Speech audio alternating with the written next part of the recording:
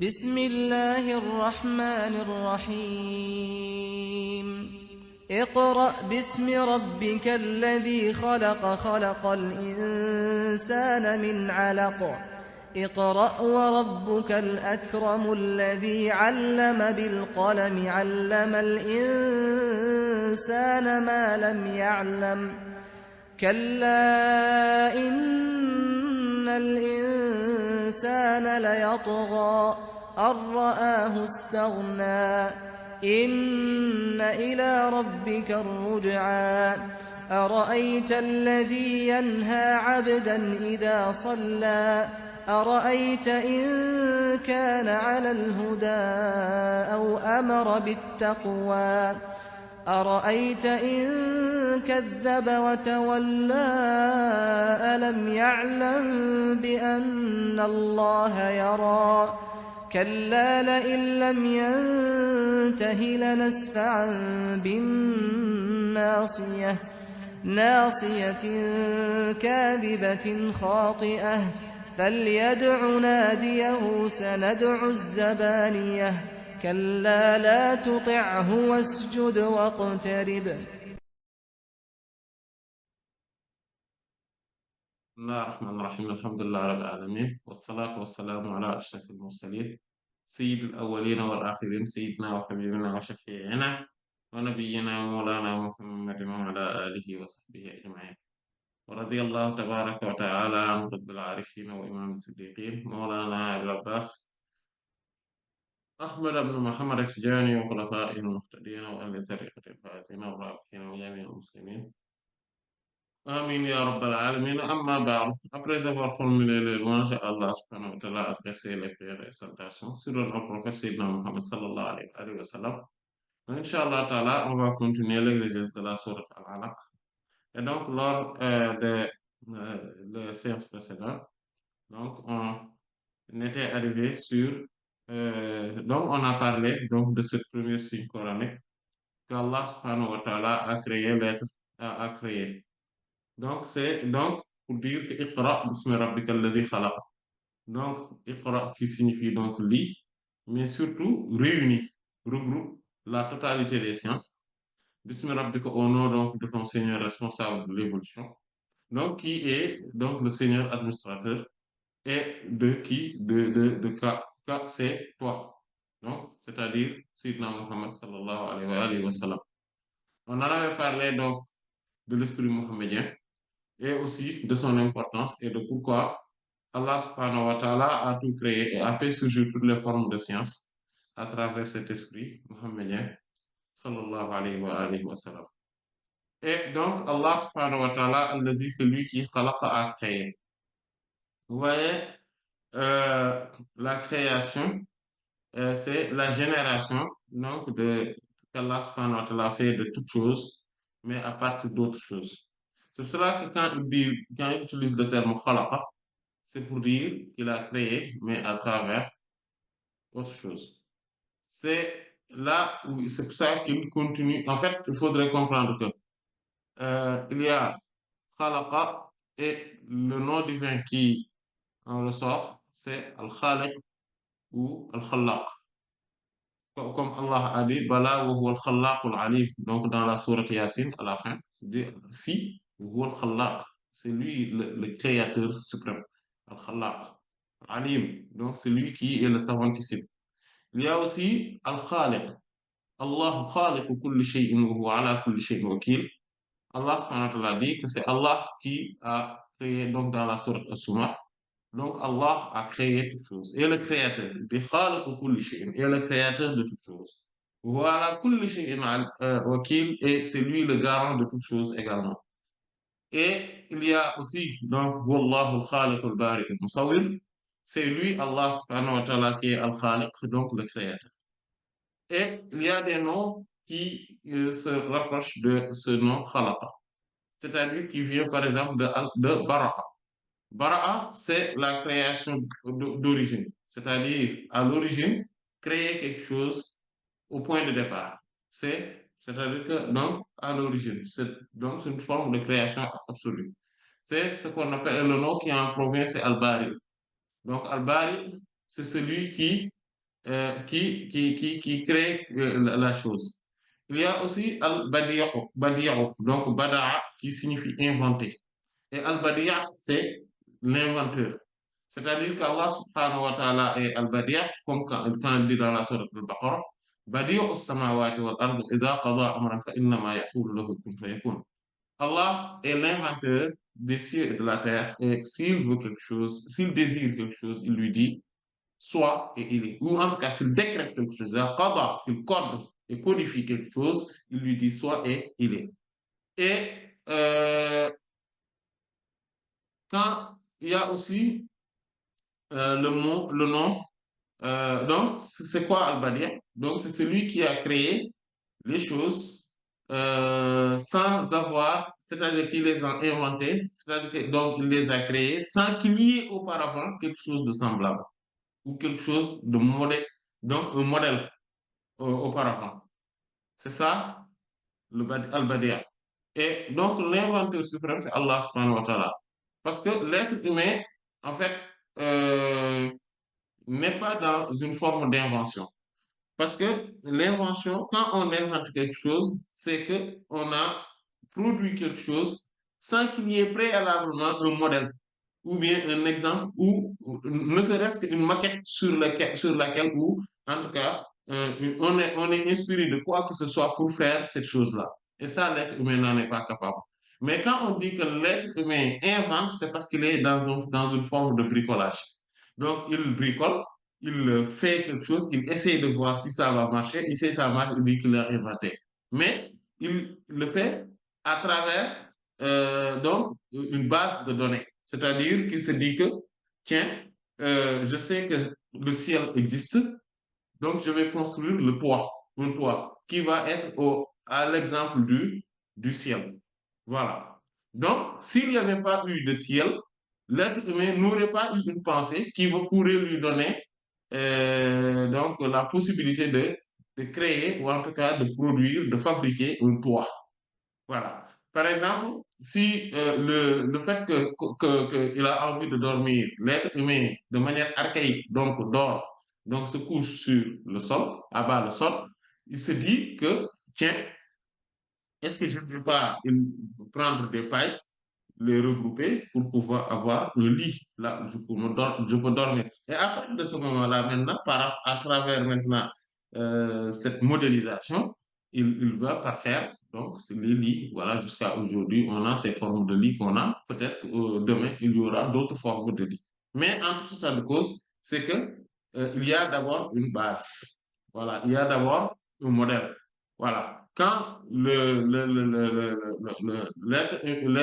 humain qui vit dans les pôles, ou bien en tout cas dans des zones où il y a beaucoup de froid, où il neige, il y a du froid, etc., il s'en inspire pour créer ce qu'on appelle un réfrigérateur, un congélateur.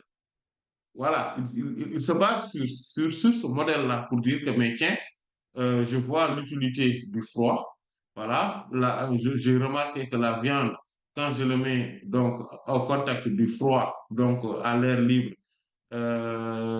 donc pendant des jours, donc voilà, il reste intact. Bon, écoutez, donc comment reproduire ce modèle-là dans donc un ordre plutôt microscopique pour pouvoir mettre quand même ce réfrigérateur qui est, qui est bon, tout ce contenant-là, mais quand même le mettre donc, dans un coin de ma maison, de mon foyer et pendant l'été aussi, que ça continue à avoir cette utilité-là, etc. Donc, vous voyez que l'être humain n'est pas dans une forme d'invention, il est juste dans une forme de bricolage et avec une inspiration de ce qui a été déjà établi et modélisé. Voilà, il voit les oiseaux donc voler, il s'en inspire pour dire mais comment faire pour pouvoir créer quelque chose qui va voler comme les oiseaux aussi. Voilà. Mais s'il n'y avait pas d'oiseaux dans cet univers, l'être humain n'aurait jamais pensé à créer un avion, par exemple, ou un hélicoptère. Et voilà. Donc, c'est juste pour dire qu'il y a que Allah, subhanahu wa ta'ala, lui, c'est Al-Badi'a, c'est l'inventeur. Voilà. Lui, quand il a créé les cieux et la terre, quand il a créé toutes ces formes qui existent ou tous ces mécanismes qui existent, personne ne l'avait jamais fait. Il s'en est inspiré de quoi que ce soit. Il y a aussi, donc, parmi ces noms, ce qu'on appelle le nom qui est Al-Fatir, qui provient de Fatara. Fatara, c'est donc créer ou faire une chose de manière primordiale. Donc, c'est pour cela qu'Al-Fitra, c'est la primordialité.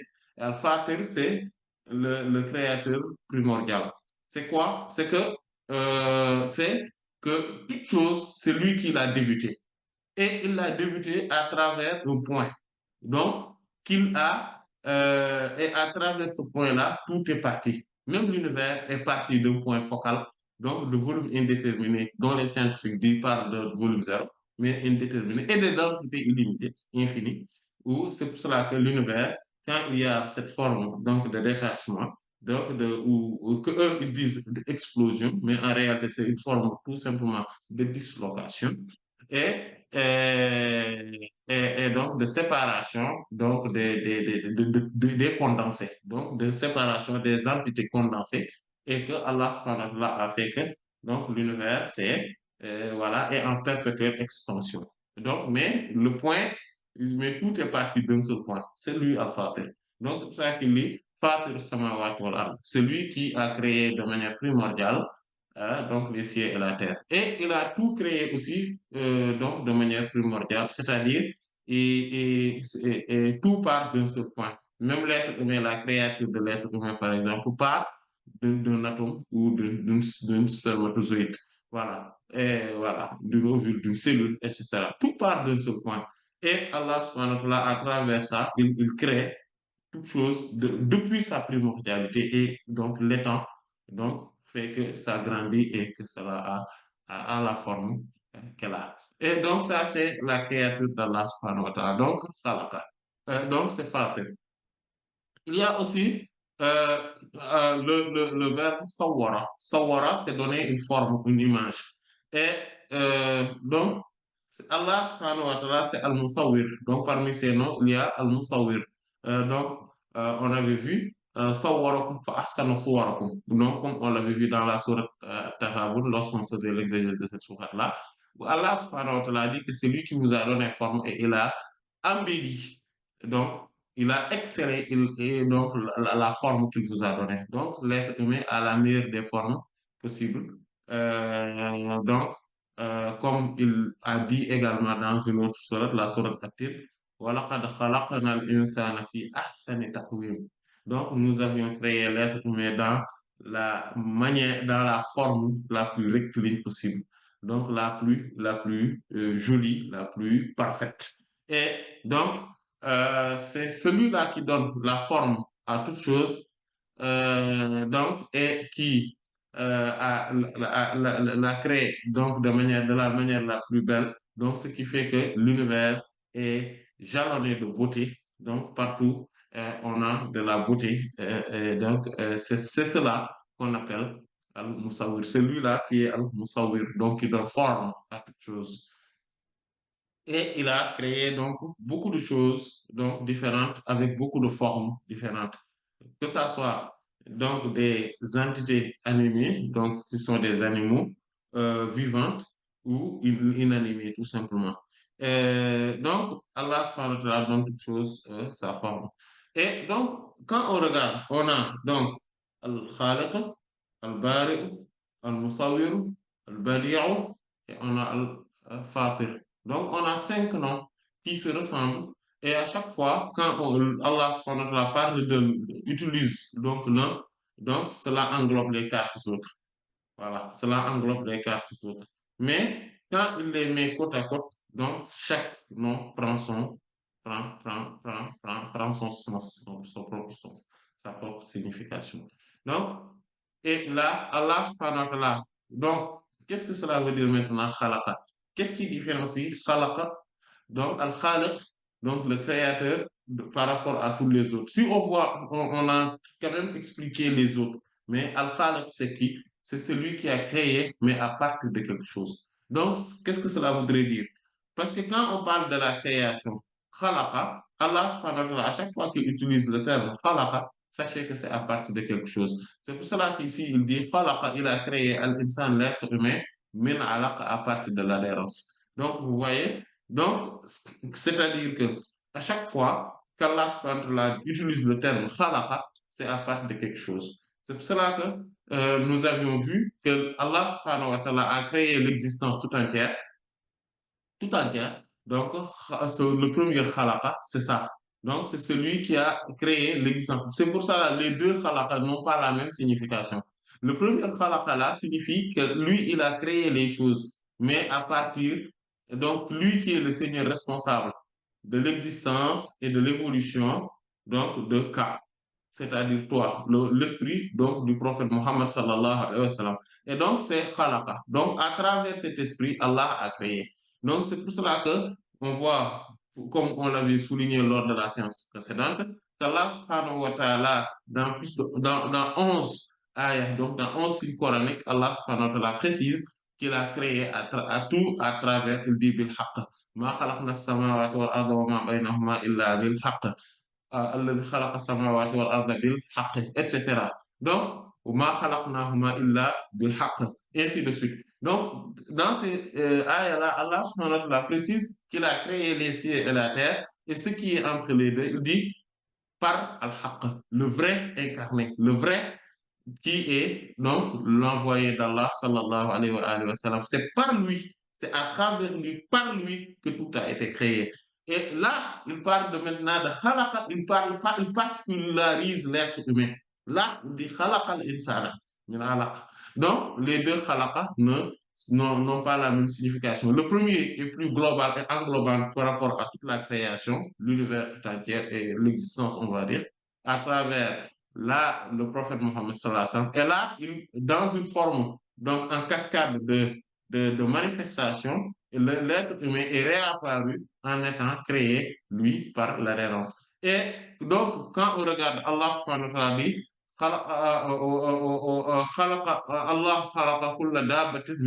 Allah a créé tout animal vivant donc sur terre, donc tout animal vivant sur terre, par l'eau. Donc, par l'eau. Donc, c'est à travers l'eau que tout a été créé. Voilà. Et cette eau-là, quand on en parle, c'est d'abord, il faudrait comprendre qu'il y a deux formes d'eau.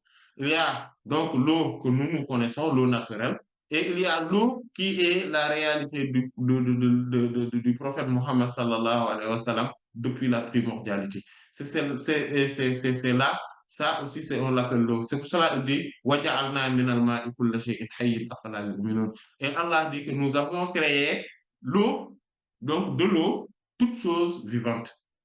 Voilà. C'est vrai que toute chose qui est vivante a besoin d'eau et qu'Allah subhanahu wa ta'ala l'a créé à partir de l'eau, mais aussi toute chose vivante, c'est-à-dire, c'est pour ça le nom Hayy, c'est-à-dire que lui, Allah subhanahu wa ta'ala, comme étant le créateur, le vivant absolu, donc aussi, donc, ce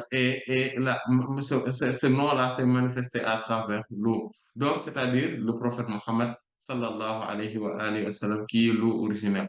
Et d'ailleurs, il dit que c'est pour cela qu'il dit Wakana arshuhu ala al-ma'. Et son trône, c'est-à-dire le trône d'Allah subhanahu wa ta'ala, mais en tant que hu. Vous voyez, Wakana arshuhu, il n'a pas dit, là, c'est pas pareil que quand il dit Ar-Rahman.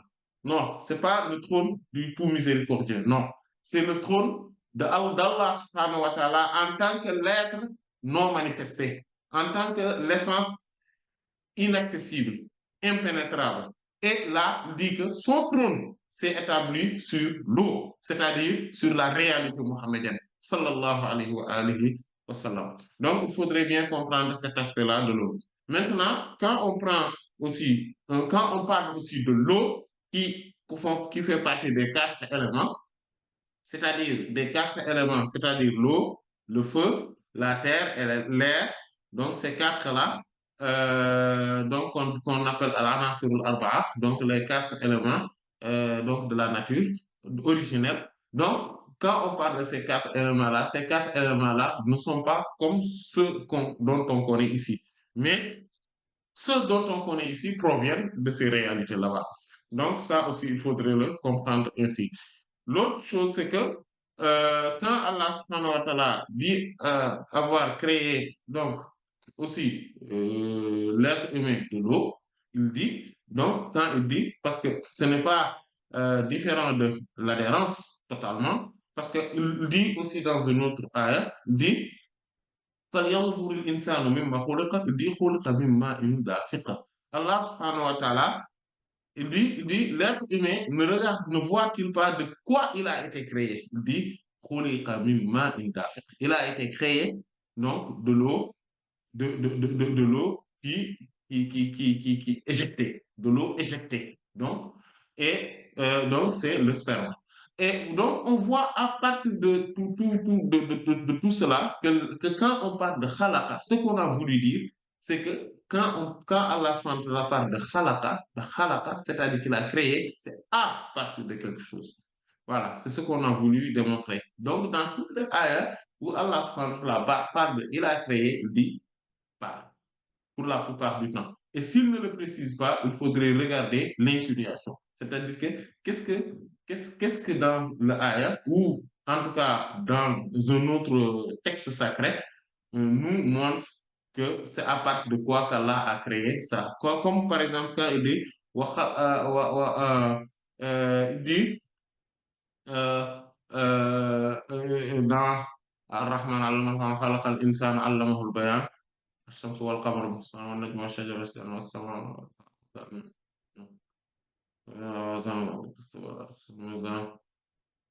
فيها فاكهة والنخل ذات الأكمام وحب ذو العصف والريحان خلق الإنسان من مارج من نار إنه خلق الإنسان إنه وخلق الجان c'est là où j'ai voulu dire voilà وخلق الجان من مارج من نار voilà et donc que les djinns ont été créés donc à travers donc d'une chaleur donc d'une voilà, donc d'une extrait, d'une quintessence de chaleur.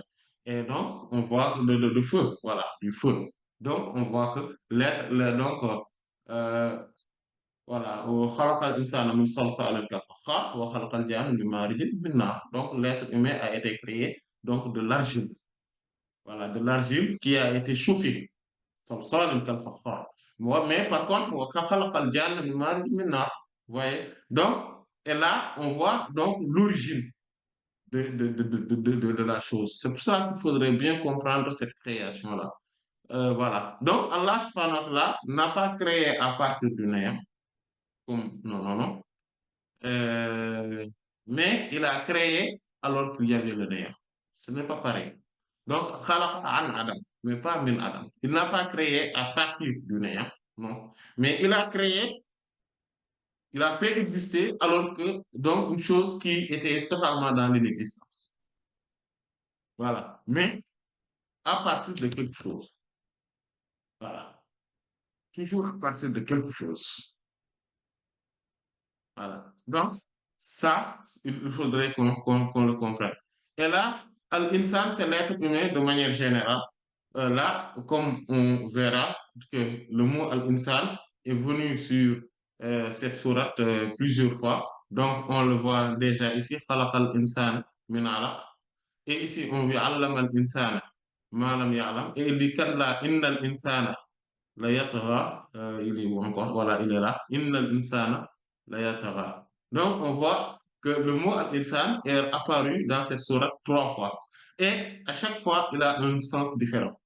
Et c'est ainsi le Coran. C'est-à-dire, il a un sens global unique, mais avec des sens particuliers différents. Comme ici il dit, Allah subhanahu wa ta'ala a créé l'être humain, donc c'est l'être humain de manière générale, mais à partir donc, de l'adhérence. C'est que quand il y a, donc certains disent que c'est un caillou de sang, mais en fait c'est de l'adhérence, pas qu'un caillou de sang, mais c'est que l'être humain est créé à partir donc du sperme et que ce sperme-là donc évolue et donc cette évolution donc fait que c'est comme donc alaqa. Donc c'est quelque chose qui adhère donc à la matrice. Voilà. Donc alaqatan. Faja'alna al-alaqata mudghah. Il dit que et maintenant cette adhérence-là, nous on l'a transforme en mudgha. Mudgha, c'est comme une viande mâchée. Voilà. فَجَعَلْنَا الْمُضْغَةَ عِظَامًا. Allah subhanahu wa ta'ala dit qu'on fait maintenant de cette viande hachée ou mâchée, dit que on en fait عِظَامًا, donc de squelette. Il dit فَكَسَوْنَا الْعِظَامَ لَحْمًا. Et nous, maintenant, nous revêtons maintenant donc ces os-là, ces squelettes-là, donc de chair. Voilà. Il dit Summa ansha'nahu khalqan akhar. Puis, nous la transformions en une autre créature. Donc, et ce qui fait que l'être humain est comme il est.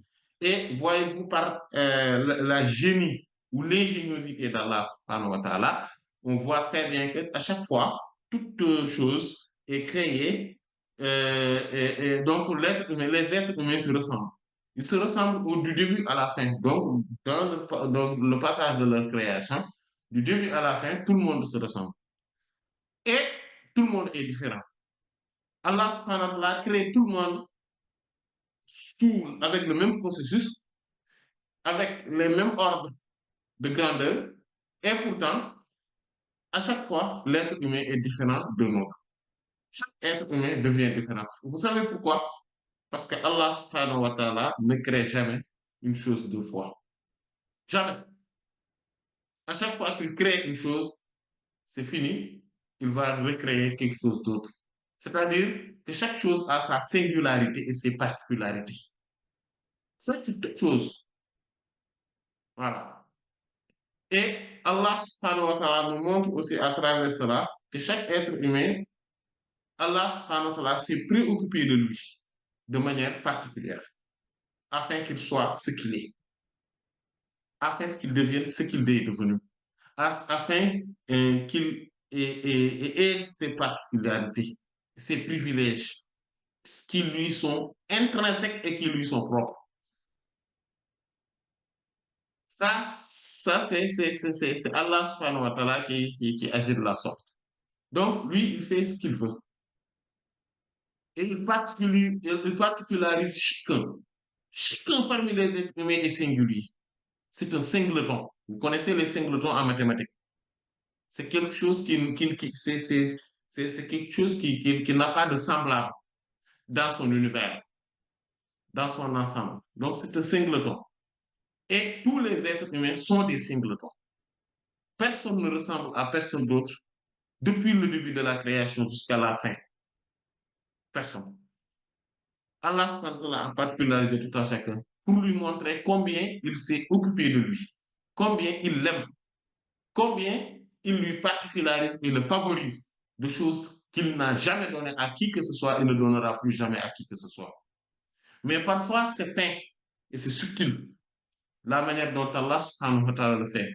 Mais chacun pourrait se voir lui-même devant la glace, c'est-à-dire la glace de son cœur, la glace de son cœur et de sa mémoire, de son mémoire, pour déceler ses propres particularités et ses propres privilèges, au détriment de tout un chacun, dans tout l'univers et dans toute l'existence. Ça, c'est Allah subhanahu wa ta'ala qui l'a fait, pour montrer à chacun d'entre nous combien il lui est cher. Voilà. Quelqu'un qui ne voit pas qu'Allah subhanahu wa ta'ala l'a favorisé, il l'a particularisé par rapport à d'autres, c'est parce qu'il ne voit pas les bienfaits d'Allah subhanahu wa ta'ala et sa grâce infinie. Mais Allah subhanahu wa ta'ala a particularisé chacun. Bien évidemment, pour certains, les faveurs, les grâces sont très remarquables en fait, sont remarquables. Voilà. Et ne serait-ce que par exemple avoir les parents qu'on a et les enfants qu'on a, l'époux ou l'épouse qu'on a, c'est particulier. C'est particulier. Le simple fait euh, euh, qu'Allah subhanahu wa ta'ala fait que chacun, par exemple, une gorgée d'eau, quelqu'un qui boit une gorgée d'eau, cette gorgée d'eau-là, lui, a été particularisée et favorisée. Personne d'autre n'a jamais bu cette gorgée d'eau et personne ne le buvera jamais pour l'éternité. Voilà.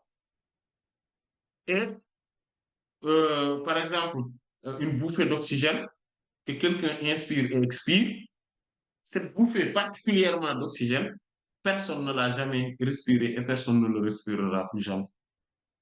Mais particulièrement celle-ci. Ainsi de suite. Ainsi de suite. Et à chaque fois, on se voit détenir une chose à un moment donné que personne n'a jamais détenu et personne ne détenira jamais. Et pourtant, c'est notre chose. Il nous est particulier. Allah subhanahu wa ta'ala nous montre que j'ai créé toutes ces choses-là et que normalement ça passe de main en main, mais je t'ai favorisé toi pour que ça soit le tien dans cette situation particulière.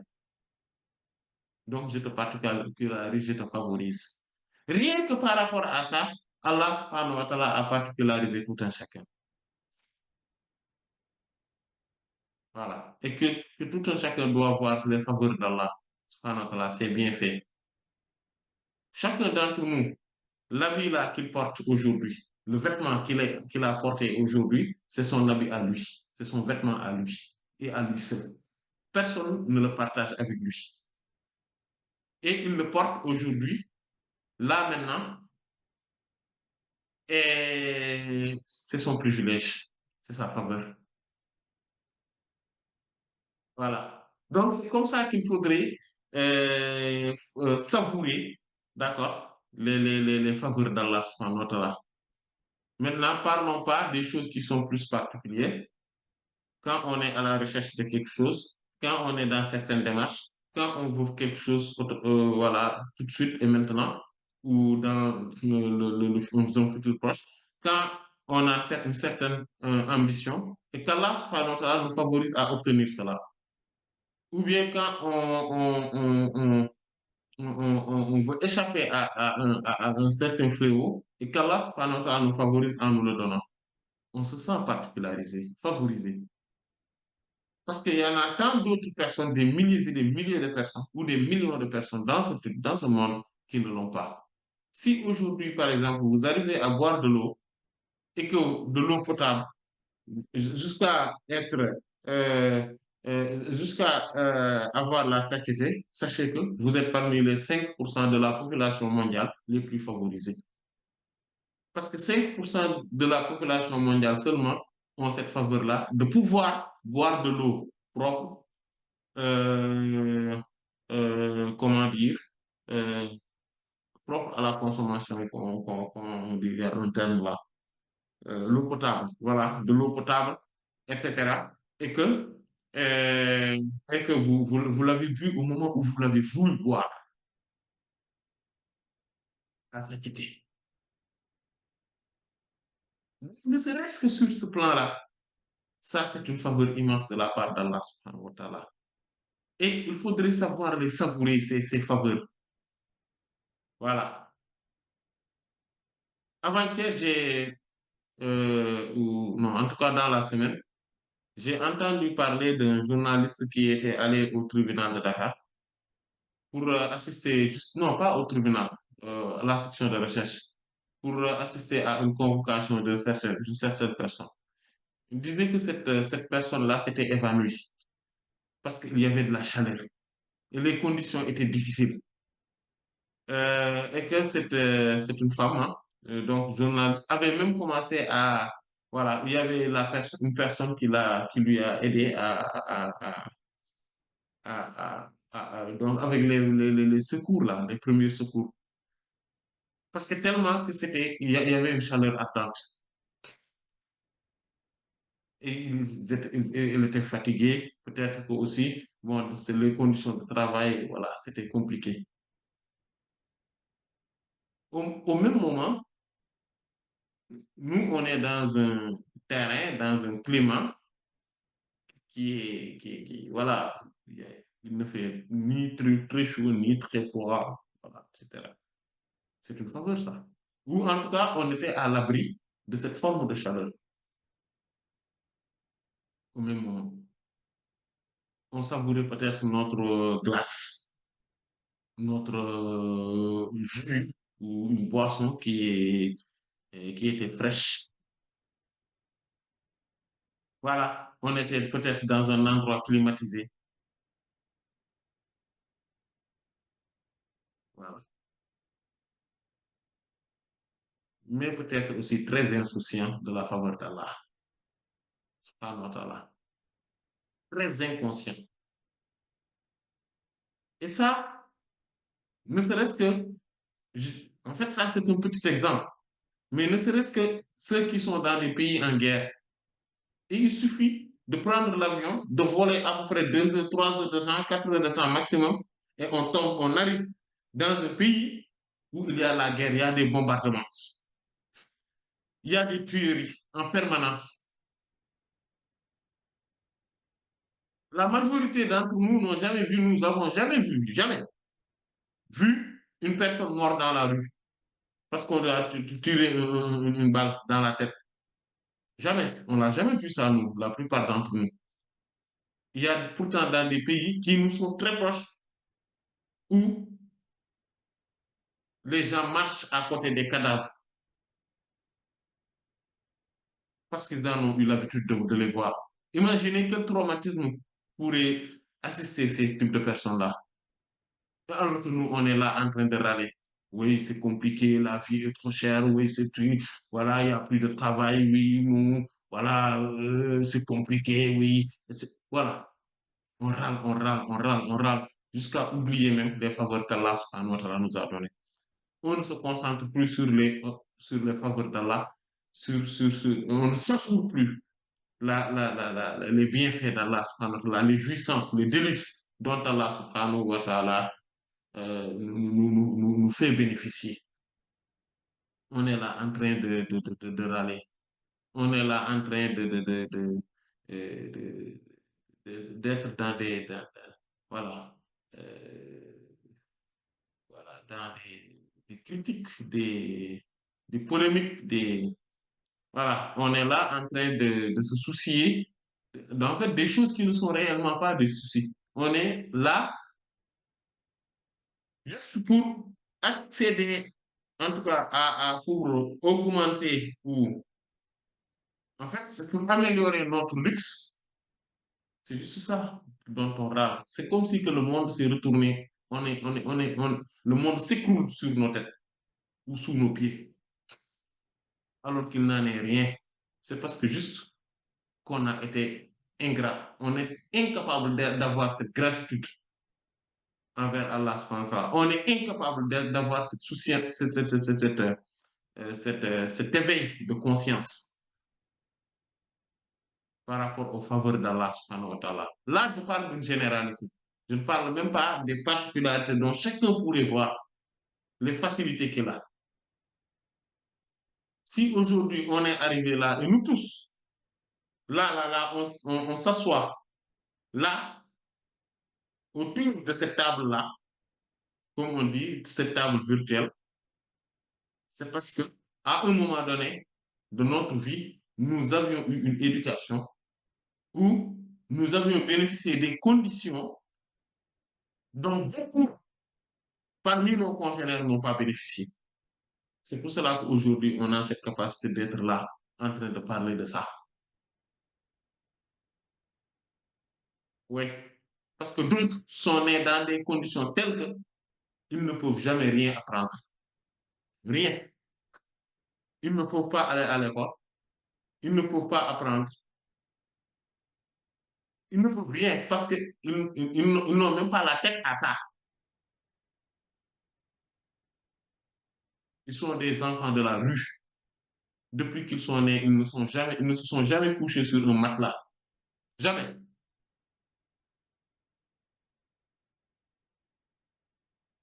Et ils ont grandi pourtant. Ils ne se sont jamais couchés sur un matelas. A fortiori de parler dans un environnement clos où quand il y a du froid, que le froid ne les rend pas malades, ou bien quand il fait chaud, qu'ils sont à l'abri d'une certaine forme de chaleur. Ils ne sont pas exposés au soleil directement. Et ça, ils ne l'ont jamais vécu de leur vie. Jamais. Et il y a beaucoup d'enfants comme ça dans le monde. Un peu partout dans le monde. Même dans les pays développés, il y en a. Et nous, on ne voit pas ça. Nous, on ne voit que, ouais, ouais, je veux améliorer mon luxe. Il me manque 100 euros. Il me manque 200 $. Oui, il me manque 50 000 francs pour que je puisse améliorer mon luxe. En fait, ça, c'est du luxe, ça. Il faut comprendre ça. À un moment donné, c'est que parmi les mots de notre société, c'est qu'on prend des choses qui sont des luxes et on en fait des nécessités. On n'en fait même pas des besoins, on en fait des nécessités. Alors que ce ne sont pas des nécessités, ce ne sont même pas des besoins, c'est juste du luxe. La nécessité, c'est de boire pour ne pas mourir. C'est avoir l'eau à boire pour ne pas mourir, c'est la nécessité. Le besoin, c'est de boire à satiété, mais du jus, des boissons gazeuses, etc. Ça, c'est du luxe. Ça, ce n'est que du luxe. Voilà. Les habits de marque, je ne sais pas quoi, c'est du luxe. Des grands boubous, des bazins, un beau bonnet, un chapeau. Tout ça, c'est des luxes. C'est du luxe. Donc, il faut savourer ce luxe-là. Remercier Allah subhanahu wa ta'ala, être reconnaissant envers lui, subhanahu wa ta'ala, par rapport à tout ça. Mais ça doit, mais, mais- mais il ne faudrait pas en faire une tonne ou toute une histoire parce qu'on en a. Il y en a des milliers, voire des milliards de personnes qui ne l'ont jamais eu de leur vie. Il y en a qui n'ont jamais vu. Jamais. Ils sont nés aveugles. Ils ne savent même pas qu'est-ce que ça signifie la vue. Quand on leur parle de la vue, ils ne savent pas ce que c'est. Je me rappelle, il y a quelques années de cela, j'étais accompagné d'un aveugle. C'est mon ami. On attendait le bus et je lui ai dit, ah, là, voilà le bus, il est là-bas en train de venir. Il s'est exclamé en disant, oh Allah, comment, combien Allah est grand? Je ne sais même pas comment c'est possible de dire, et voilà, il y a le bus là-bas qui arrive. Comment ça, c'est possible? En fait, il était ébahi, étonné, émerveillé du fait que tout simplement je puisse dire que voilà, le bus, il est là-bas en train d'arriver. Ne serait-ce cela, il était émerveillé, étonné, impressionné, parce qu'il n'a jamais eu la chance de voir, de savoir qu'est-ce que c'est que la vue. Chez lui, allumer la lumière ou l'éteindre, c'est pareil. Il ne sait même pas si la lumière est éteinte ou il est allumé. Ça, il y en a un autre parmi donc les aveugles, parce que moi j'ai des amis qui sont aveugles. J'en ai quand même pas mal, j'en ai beaucoup. Donc il y a un autre là qui m'a dit, qui me dit, mais quand je lui dis la lumière est éteinte ou elle est allumée, éteinte, tout ça, il me dit, ah, ça c'est toi qui le dis. Parce que lui, il ne sait même pas ce que ça veut dire. Une lumière éteinte, une lumière allumée. La lumière, il ne le sait pas. Ne serait-ce que qu'est-ce que cela veut dire, il ne le sait pas. Il en parle comme une notion, comme tous les autres. Il en parle. Mais il ne saisit rien de tout cela.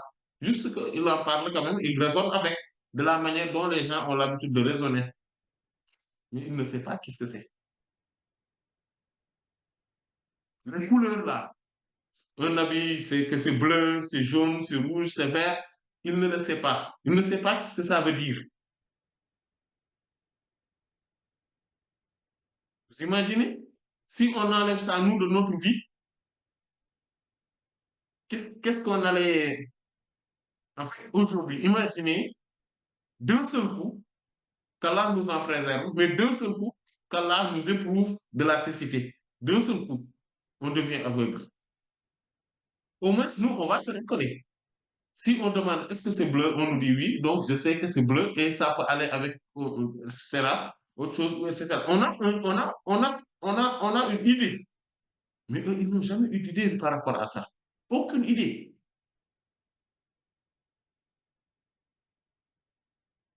Il y en a qui n'ont jamais entendu, il y en a qui n'ont jamais parlé de la vie. Il y en a qui n'ont jamais marché,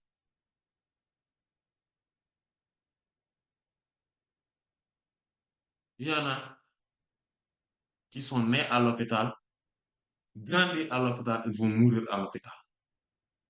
Ils ne savent pas, ils n'ont pas de vie sociale. Mais tout cela, nous, on râle nuit et jour, nuit et jour. Allah subhanahu wa ta'ala nous montre chaque fois qu'on sort dans la rue, à chaque fois qu'on est chez nous et qu'on a des visites, à chaque fois qu'on va quelque part, Allah subhanahu wa ta'ala nous donne l'occasion d'ouvrir les yeux. Je vous parlais là de la clairvoyance, les yeux du cœur, pour dire Alhamdulillah, nous, Allah nous a donné des faveurs. Mais non, on est en train de râler, râler, râler. Comme si que le monde va s'écrouler sur nos têtes ou sous nos pieds. Si on cherche quelque chose et qu'on ne l'a pas, on va dire qu'aujourd'hui, ce sera la fin du monde. On va retourner la terre et les cieux.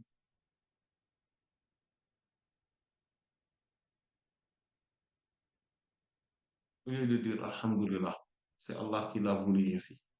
Peut-être qu'Allah subhanahu wa ta'ala nous a préservés de mal futur qui pourrait nous arriver.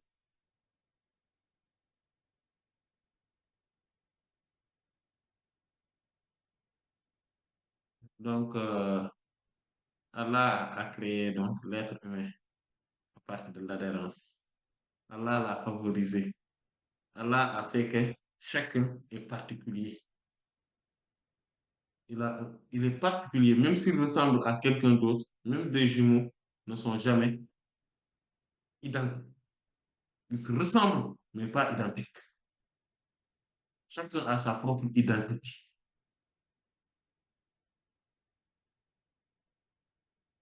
Comme nous l'avons dit tout à l'heure, chacun est un singulier particulier, un singleton dans cet univers. Il faudrait qu'il savoure cet état de singleton, de singulier, de particulier, d'exceptionnel.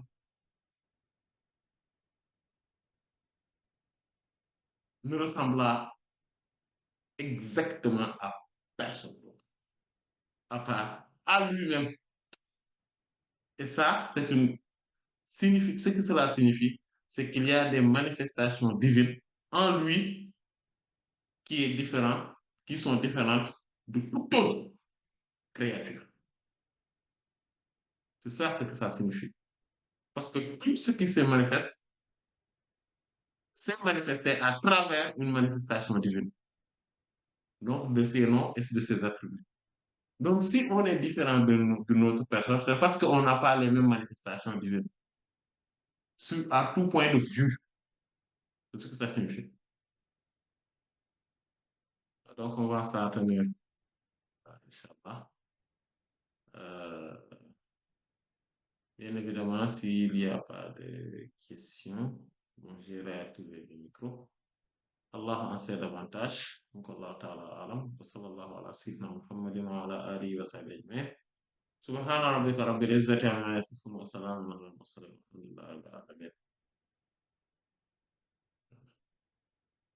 بسم الله الرحمن الرحيم اقرأ باسم ربك الذي خلق خلق الإنسان من علق اقرأ وربك الأكرم الذي علم بالقلم علم الإنسان ما لم يعلم كلا إن الإنسان الإنسان ليطغى أن رآه استغنى إن إلى ربك الرجعى أرأيت الذي ينهى عبدا إذا صلى أرأيت إن كان على الهدى أو أمر بالتقوى أرأيت إن كذب وتولى ألم يعلم بأن الله يرى